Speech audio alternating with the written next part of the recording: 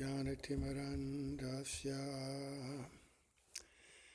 Jnananjana Shalakaya Chakshumilitam Jena Tasmai Shri Guruve Namaha Guruve Gaura Chandraya Radhikaye Tadalaye Krishnaya Krishna Bhaktaya Tad Bhaktaya Namo Namaha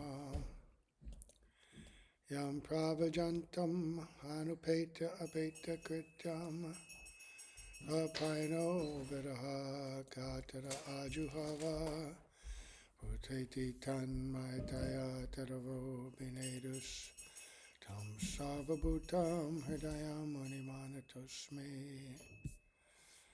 Narayanam Namaskritya Naram Chaiva Narottamam Devim Sarasatam Vyasam Tato Jayamudirayat Bhaktya Vihina Aparada Lakshai Kiptashta Kamari Tarangamadye Kripa Maitam Sharanam Prapanna Vrinde Namaste Charanara Vindam Tave Vasmi Najivami Tvayavina Iti Vigyaya Radhe Tvam Nayanam Charanandike Vancha Kalpatarubhascha Kripa Sindhu Vyaevacha Patitanam Pavanebhyo Vaishnavibhyo Namo Namaha. So, we're going to continue hearing from the beautiful Braj Mandal Parikrama book, written and compiled by Srila Bhaktivedanta and Narayana Gosvami Maharaj. And we first offer our most humble obeisance unto the lotus feet of our beloved Gurus, unto Sri Guru Pada Padma Nitya Lila Pavishta Om Vishnu Pad Asto Tarsat Sri Simad Abhaya Charanavinda Bhaktivedanta Swami Maharaj Srila Prabhupada and Sri Guru Pada Padma Nitya Lila Pavishta Om Vishnu Pad Asto Tarsat Sri Simad Bhaktivedanta Narayana Goswami Maharaj, unto our exalted Rupa Nuga Guru Varga and all the Sambhava Vaishnavas Vaishnavis. So, yesterday, we heard many beautiful things about Vrindavan. In the beginning, quoting from various scriptures, especially Chaitanya Charitamrita, Brihad Bhagavatamrita, Brahma Samhita, revealing the eternal and transcendental nature of this divine realm that manifests non-differently, both in Goloka Vrindavan, in the Vaikuntha realm, and in Bhoma Vrindavan on this earthly planet. Non-difference. Some difference in the way the pastimes are performed, but non-different in every other way. And by that I mean here, the pastimes of birth, of going through the different stages of babyhood, young boyhood, etc., demons coming, leaving Vrindavan, all to experience and taste rasa in a unique way. These, the conception, that these exist also in Goloka Vrindavan, but they don't exist in the same way. The conception of Krishna having been born is there, because in fact they all experience it, but they experience it in this Vrindavan. The conception of demons, right? All of that, but they're non-different because they appear in both places. They all perform the same pastimes, but there is some speciality. A little bit above our pay grade, but we hear about it and we gradually will come to appreciate and understand. So, the last thing we're hearing over and over was the non-difference. The last thing we read was a quote from the Brihad Bhagavatamrita, where Sri Sanatana Goswami is writing, and he says, Krishna's pastimes in Gokul, which is situated on the material plane, are the same as those in Goloka. The only difference between Goloka and Gokul is that Goloka is situated in the highest region, and Gokul manifests on the earth planet. And in Krishna Sandarbha, Srila Jiva Goswami has accepted Goloka as the manifestation of Vrindavan. Okay. So, all right, did we read this? Braj, the eternal abode of Pariki above, the mood of unwedded love. Did I read this?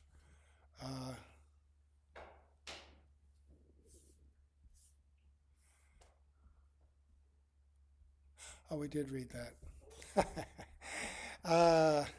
And the speciality of this Gokul Vrindavan, this one here, is that living entities, Krishna descends specifically to reveal these pastimes to humanity, to the conditioned souls, and that persons, even though unqualified to live in the spiritual world, are able to directly witness the variegated nature of the unmanifest Braj in the transcendental realm. He gives us a peek, gives us a display of that. And according to Adhikar, different people will perceive these pastimes according to their inherent nature. Those who are conditioned and still demonic will perceive Krishna's pastimes of those as an ordinary person, even as their enemy, as the various kings that Krishna came to remove from the earth.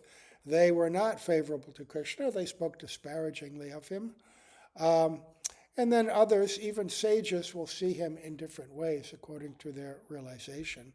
But devotees who have taken birth specifically to enter into this Gokul will be able to enter into that Vrindavan, that Prakat Vrindavan, engage in loving affairs with Krishna, perfect their bhakti, and then go to the eternal spiritual realm. And so now that Vrindavan is uppercut, it's not manifesting itself. And the last thing we heard is that we see the Drishyaman Prakash. There's Prakash, the manifest when Krishna's here, Aprakat, the unmanifest in the spiritual realm, and Vrindavan as we see it, Drishyaman Prakash, the vision of ordinary people when the pastimes no longer manifest. So now we come to this next part, Braj, the land of enchanting beauty and sweetness. Okay, move this a little closer so we can see a little bit better. Okay. Braj, the land of enchanting beauty and sweetness. So now we hear a quote from the Brahma Samhita, 56th verse, describing Vrindavan Dham or Goloka in this way. Shriyak Kanta Kanta Parama Purusha Kalpataravo Druma Bhumis Chintamani Ganamai Toyam Amritam Kataganam Natyam Gamanam Api Vamsi Priya Saki Chidanandam Jyoti Param Apitad Avasyam Apicha Sayatra Shiradbi Dravati Surabhi Yascha Sumahan Nimeshar Dayakyo Vavrajati Nahi Yatrapi Sammaya Bhaje Sveda Dvipam Tammaham Iha Golokam Itiyam Vidantaste Santa Shiti Viralachara Katipayae. I worship that supreme abode of Shvetadvip, where the Supreme Personality, Brajendrananda and Sri Krishna, is the only lover, where his Sarupa Bhuta Brajagopis, the embodiment of all Lakshmis, are the beloveds, where every tree and creeper is a transcendental desire tree, where the earth is made of spiritual touchstone and the water is nectar, where speech is like melodious song and movements are like dance, where the flute is the dear female companion. It's interesting, it says female companion in this. A lot of times the gopis condemn the flute as a male. Who is this male who has access to Krishna's lips, our property? But this translation, female companion. Where light is full of knowledge and bliss, where each and every supreme transcendental object is all tasty and delectable, where great divine oceans of milk continually flow from the udders of uncountable Surabhi cows, and where transcendental time is eternal and without past and future. So even half a moment never slips away. In this material world, only rare saintly personalities behold this abode as Goloka. And only those who are the objects of Gokulapati Sri Krishna's mercy can understand the nature of this abode. Well, that's a very filled description. But all I can think when I hear this is what we had heard earlier, that in that abode, that another name of Shvetadvi, Goloka, Vaikuntha, right? Where every gesture, every glance is filled with rasa, right? Everything in that realm, all the nectar, all the descriptions of the beauty and the nectar of it, it's all because everything is based on loving exchange with Sri Krishna, right? The Surabhi cows giving milk for what? Krishna's pleasure, for the service of the inhabitants of Vrindavan. Remember that pastime where Mother Jashoda is protecting the milk from boiling over? In order to do that, she puts Krishna down, right? And Krishna was taking milk from her breast, and you have to wonder, why did she do that? Krishna was taking her breast milk, and she put him aside. Does she love the milk more than she loves Krishna? But the mood of Mother Jashoda is this milk. I need this milk for a special kind of service for my beloved boy. And so the devotees show special favor to other devotees.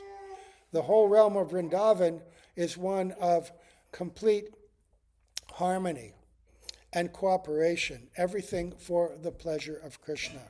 Even in the competition to serve Krishna, even when they disparage each other, the gopis in the different camps criticizing the others. Why? Because they want to make sure Krishna is pleased in the best way. Oh, these gopis, they don't know how to please Krishna like we know. But it's all love. It's all pure love. Everything here. So hearing this, one reaction is to hear it go, I want to go there where everything is happy and full of enjoyment. But the other is, oh, all of this is created and exists for the pleasure of Krishna. And I want to be there in order to exist in a realm where my only mood is to serve Krishna and his beloved devotees. And in order to do that, we have to practice in this realm, sadhana bhakti, where the limbs of bhakti are the same, but the mood is considerably different. We're still constrained by self-interest, separate interest. And so our needs often conflict with others. In the spiritual world, even where it appears that their intentions are conflicting with one another, actually it's all done under the direction and harmony of Yogamaya, so that everything creates a beautiful lila, a beautiful pastime, again for the pleasure of Krishna. So we have to wonder, are our activities, are our moods, are our intentions for the upliftment, for the happiness of other devotees in their service, are we supporting or are we separate, right? To what degree does our self-interest motivate our service in being here? I was thinking about this morning, how I don't do anything. There's so many devotees all over the world, in all ashrams, so sincerely serving and striving, and I'm just enjoying the fruits of other people's bhakti. It's a horrible position to be in, But hearing this, we're praying that some purification comes into our heart and we can be like these devotees and become qualified one day to enter into their association, into that environment. So then, Srila Gurudev quotes the Rig Veda, also describes Vrajdam. And the translation is, So I don't think I can read the Sanskrit on this one. Tavam vastunyum masi gamadhyay yatagavo bodhisinga ayasa atraha taruragayasya vishna paramam paramava bhakti buddhi. Vraja Vrindavan is the Lord's topmost dham, or sacred abode. There the Supreme Personality, Sri Krishna, the object of the Vedas, sweetly plays his flute and protects the roaming cows, who have many good qualities and beautiful horns. So even in the Rig Veda, we can find these quotes, a little bit concealed, but the description is there. In Srimad Bhagavatam, 21st chapter of the 10th canto, the gopis themselves sing the glories of Vrindavan. Vrindavanam Sakhi Bhuvo Vinanoti Kirtim Yadevaki Sutta Padambuja Labda Lakshmi Govinda Venu Manumata Mayura Nrityam Preksyadri Sana Vataranya Samasta Sattvam. O Saki, the fame of the earth is enhanced, having been splendidly decorated with the marks of Sri Krishna's lotus feet. Upon hearing Krishna's flute song, the peacocks take it to be the thunder of the clouds and become intoxicated, and they begin to dance. When the other animals in the meadows of Govardhan see this, they also feel pleasure and become stunned. Thus, the presence of Sri Vrindavan on the earth makes this planet even more glorious than Vaikuntha. This is 21st chapter. It's also known as Venu Geet. This is the gopis feeling this, singing in Purvarag, right? Prior to Rasa Leela, describing all the beautiful qualities of Krishna, the beautiful qualities of the different devotees, and yearning to have the same kind of love that these other devotees have. The peacocks are so extraordinary. There's so many descriptions of Krishna's appreciation of the peacocks, and especially their dancing. Once when, let's see, where is this? When we are walking, let's see, this would be in Varshana. And when we are, no, it's Govardhan. When we pass, oh God, anyway, there's one Tila, Mayura Tila, right? This place where Radha and Krishna are together on the top of the hill. And they're witnessing the dancing of the peacocks. The peacocks are inspired by Krishna's flute playing, by the sound of the thunder, which reminds them of Krishna's flute playing. And they're dancing so beautifully, Radha and Krishna become so enchanted and inspired themselves that they take the forms or dress like peacocks, and they themselves begin to dance in the most extraordinary way. And this pastime is emulated by Mathuravasis, Brajvasis, by the peacock dance. If you've ever seen that, dancing groups will get a peacock costume. And it's so elaborate. Their arms will be covered fully with these beautiful feathers, really long. And they dance in such a way, stomping and twirling and bending and lifting. I saw once on Janmashtami in Mathura, one dance group came to perform like that, and the peacock dance was extraordinary. It was so beautiful. So these devotees are intoxicated with love for Krishna. Krishna becomes intoxicated by their love and begins to emulate them. Everything in Vrindavan inspires love. It would be very nice if we also were of the nature that we could inspire love in others' hearts, or that seeing another devotee serving, we become inspired to follow them, right? Giving up our independence, our mundane swatantrika. So the gopis say, O Saki, of all the 6 seasons, many flowers such as Beli, Juhi, Chameli, Champak, and Kadamba bloom all over Vrindavan. Their fragrance reaches far and wide, inviting bees to partake of their honey. They come in swarms to drink this honey and become intoxicated, and they start humming. This sound seems to come from Vanadevi, the goddess of the forest, who, having anticipated the arrival of Madhupati Krishna, now welcomes him. When birds with sweet and melodious voices like the shuk, pika, and papiya hear the humming of the bees, how can they remain silent? They are also immersed in bliss and fly from one tree to another and from one branch to the next.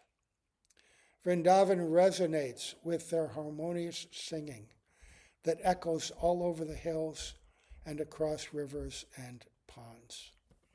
Aha, Vrindavan is such an extraordinary and astonishing sacred abode.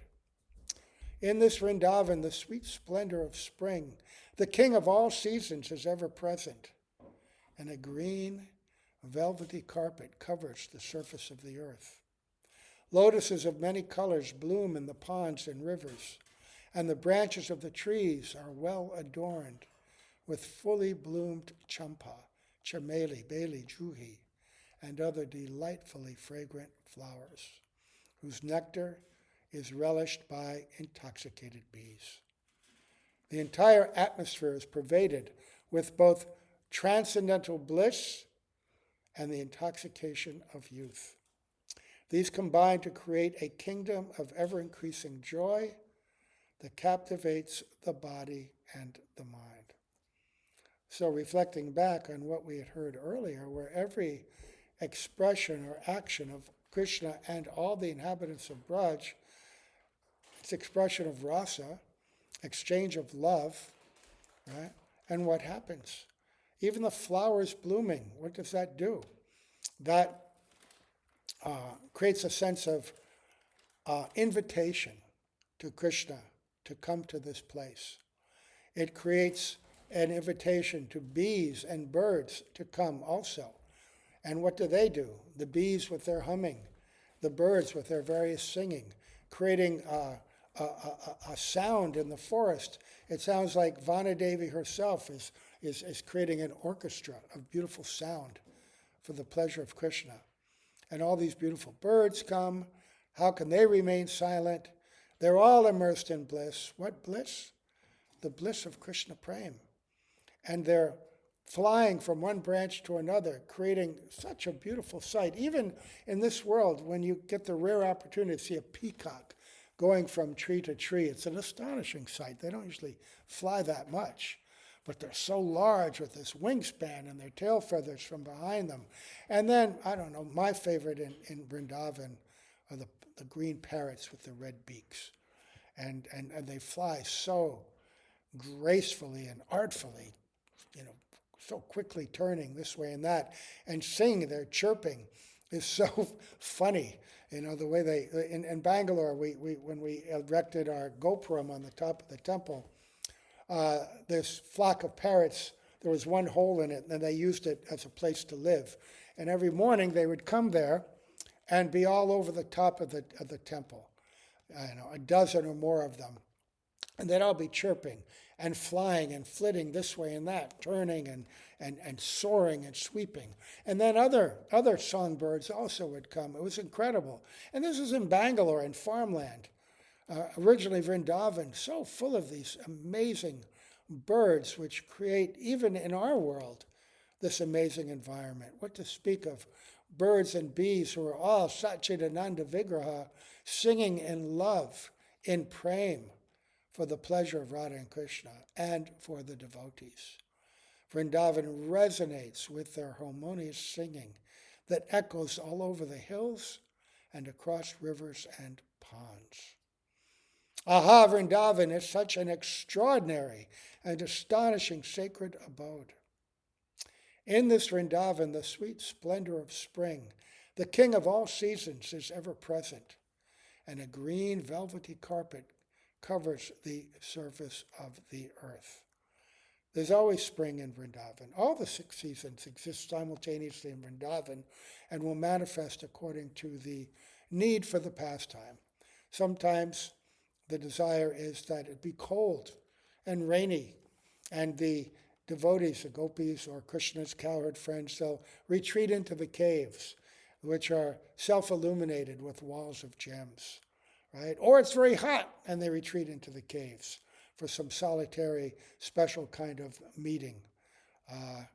Or it's very beautiful outside, and they wander from the forest, Krishna's hands and feet, and Baladev's touching the beautiful flowers everywhere, the trees bending down to offer their fruits, offer their flowers, cowherd boys running here and there, swinging from the vines, enjoying the birds again calling, frogs in the streams and rivers croaking, the boys imitating them. It just creates a stage, a dramatic stage, to allow pastimes to take place in the happiest way.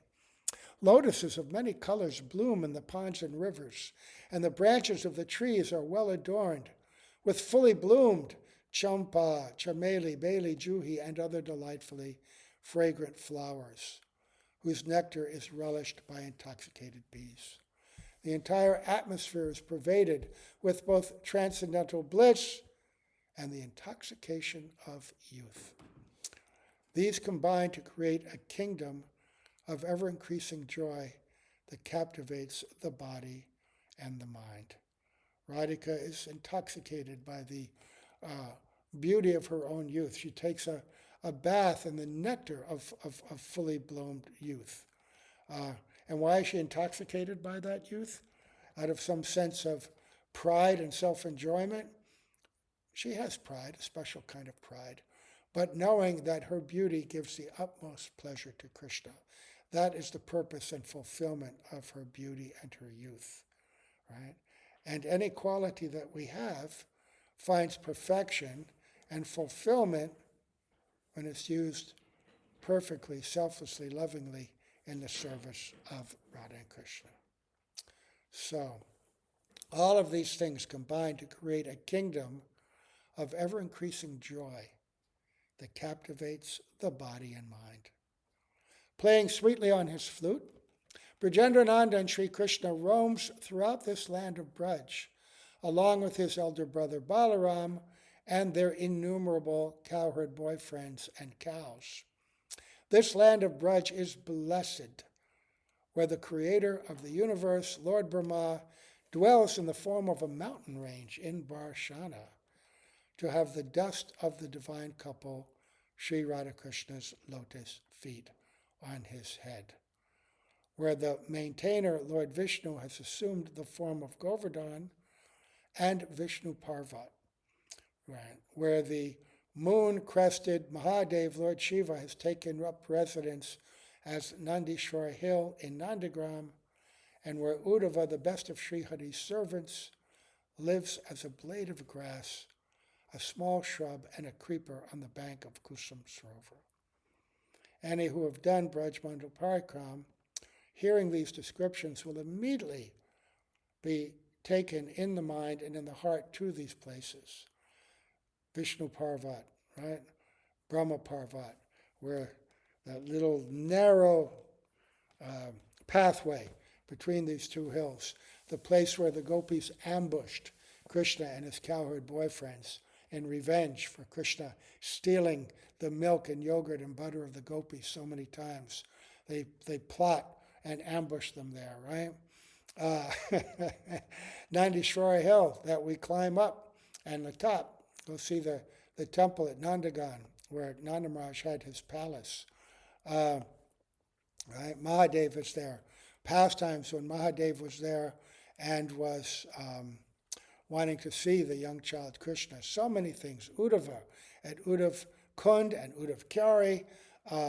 So many places where Uddhav had pastimes, which we go, Kusum Sarovar, the visions of these places, and also the moods of hearing Harikatha from Gurudev and from his advanced representatives, filling us with desire and attraction to be there, to live there, to be worthy to serve there.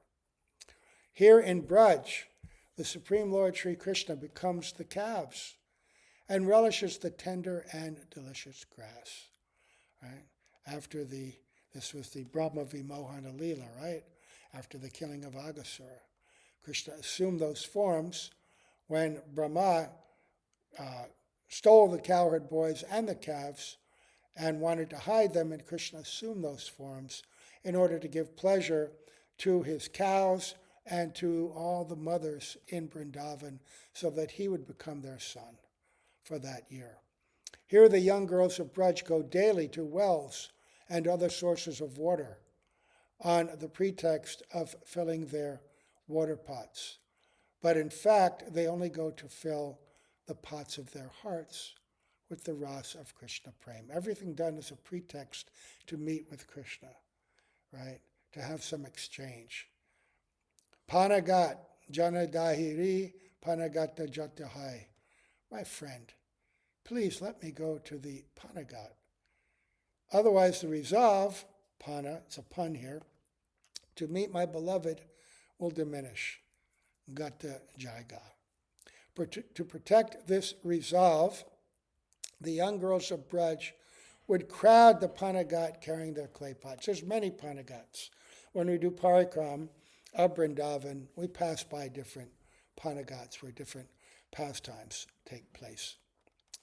At this place, which is filled with ras, the Vraja girls begin to dip their pots in the water on the pretext of filling them. Then the Rasila flute of the crown jewel of all rasiks fills the air with rasa. Who even notices whether these girls of Braj fill their pots or bring them back empty? Oh, my friend, this is all the wonder of that panagat. Everything there, whatever is done, whatever pretext is given, it's all just an opportunity to meet with Krishna, even to get a glance. The topmost relisher of transcendental mellows, Brajendra Nandan, repeatedly drowns in ras in the sweet groves that echo with the rippling sounds of the Kalindi River. That's the Jamuna, right? And in the twisted and narrow Rasila lanes. He drowns in the Rasila, teasing of the Rasili girls of Braj, in the heated disputes he has with them, in their crooked, sweet glances, in the sweet conversations and water sports he enjoys with them. Who can describe the glories of such a place as Braj? Sri Sanatana Goswami has explained the meaning of Vrindavan in the following way. Vrindasya samuhasya avanam rakshanam palanam yasmat tat vrindavanam. That place which maintains, nourishes, and protects everyone is called Vrindavan. If you ever go to Vrindavan, you have to be confident in that. Because sometimes we go and it seems a little austere, a little difficult.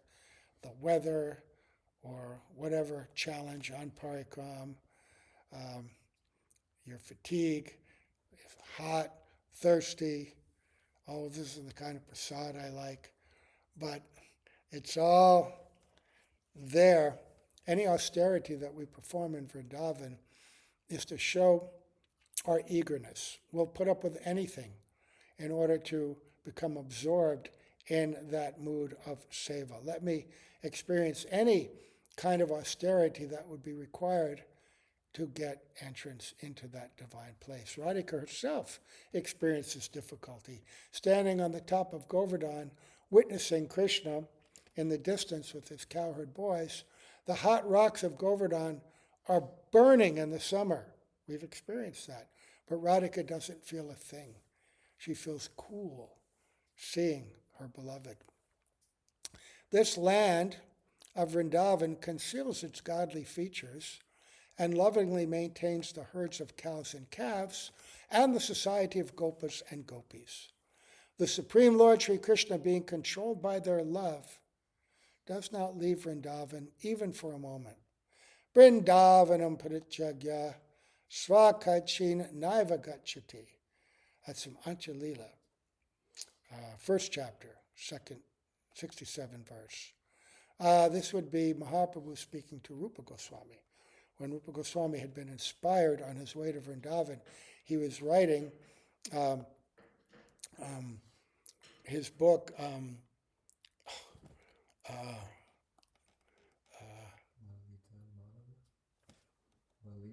Lalit Madhav and Vidagdha Madhav, right? And Vidagdha Madhav was the name of the book. It was going to be about his pastimes, Krishna's Leela in Vrindavan and Mathura and Dwarka. But when he got to Satyabhama Pura, he had a dream that night, and Satyabhama Devi came to him and said, make a separate drama about me, divided into two parts. Krishna in Vrindavan and his Leela with me in Dwarka. Satyabhama being the expansion of Radhika. And so when he got to Puri and met with Mahaprabhu, Mahaprabhu asked what he was writing, and he showed him. And he had not told Mahaprabhu about his dream, but then Mahaprabhu quoted this. The Krishna of Vrindavan never leaves Vrindavan, right? Brajendrananda and Krishna. The Krishna in Dwarka and Mathura is Vasudev Krishna. So you should write separate dramas, he instructed him. So, Sri Narayan Bhatta describes the land of Braj as enchanting and expresses this with exquisite feelings. I will read the translation. Braj Bhumi is enchanting. The groves are enchanting. Sri Vrindavan is enchanting. And the waters of the Jamuna are enchanting. All the women in every part of Gokul are enchantresses who speak in an enchanting way. Sri Bhatta's master and mistress are Mohan Nagara and Mohini Radharani. So that's that chapter, the nature of Braj. Okay.